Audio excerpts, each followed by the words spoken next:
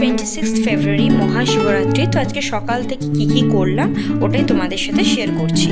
তো প্রথমেই অভি মহাদেবকে ভালো করে পরিষ্কার করে নিল, দিয়ে তারপরে ভালো করে হলুদ মাখিয়ে স্নান করাবে মহাদেবকে। তাই ভালো করে এখন হলুদ মাখাচ্ছে মহাদেবকে, তারপর এখানে স্নান করাবে। তো এখানে আমি সব বিকেলে পুজোর জন্যে সব ধূপদানি প্রদীপ ভালো করে ধুয়ে তেল দিয়ে রেখেছি।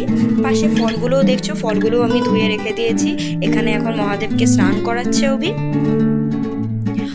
আসলে মহাদেবকে এই শিবরাত্রির দিনে 4 প্রহরে জল দেয়। তো 4 প্রহর থেকে প্রথম প্রহর শুরুই হচ্ছে বিকেল 6:30 থেকে। তো তাই জন্য সকালবেলায় সব জোগাড় করে রাখছে। দিয়ে ভালো করে দেখো মহাদেবকে এবারে স্নান করিয়ে নিল। এই যে কড়াইটা দেখতে পাচ্ছ, কড়াই খুন্তিটা, এটা হচ্ছে ঠাকুরের আমি ভোগ রান্না করার জন্য রাখি। তো আজকে আমি মহাদেবের জন্য ভোগ দেবো বলে মহাদেবের জন্য পায়েস করব। তো তাই জন্য এটা বার করেছি। এখানে আমি মহাদেবকে একটু সাজিয়ে নিয়েছি। বিকেলবেলা অভি সন্ধে দিয়ে দিল, দিয়ে মহাদেবকেও পুজো দিয়ে নিল।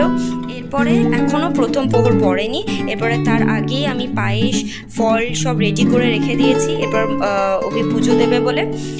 তো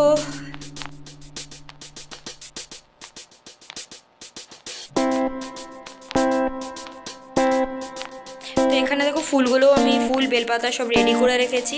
এখানে আমি দুধের মধ্যেই দুধ, মধু, ঘি সব একসাথে, তারপরে গঙ্গা জল সব একসাথে মিশিয়ে রেখেছি।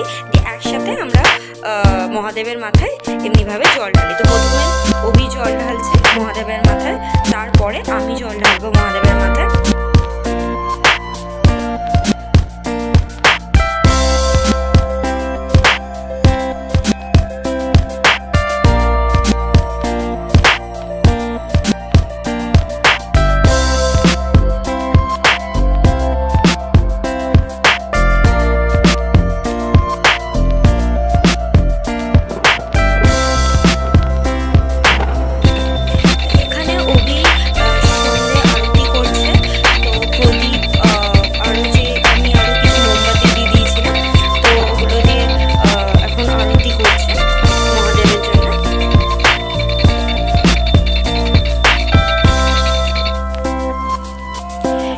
আমরা মহাদেবকে জল দিয়ে দিয়েছি, মানে দুধ, জল, মধু, ঘি করে ভালো করে মহাদেব জল দিয়ে দিয়েছি মহাদেবকে আমরা।